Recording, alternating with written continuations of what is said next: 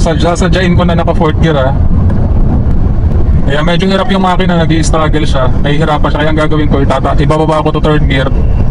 Medyo hirap pa rin kasi mabagal yung takbo natin, ibaba natin na 2nd gear. Ayan. So mararamdaman mo yun na nahihirapan yung iyong makina kapag sa mga uphill, medyo ano siya, no, medyo bumabagal yung takbo. Tapos kahit nabigyan mo pa siya ng gas, diinan mo yung gas, parang hindi siya umaabante or nahihirapan siyang umabante. So ibig sabihin lang nun mga ka-fixit, yung particular gear na naka-engage sa transmission mo, hindi niya kayang paandarin or hindi niya kayang paabantehin ng tama or maayos yung iyong sasakyan doon sa particular uphill na yon. Kaya makakaramdam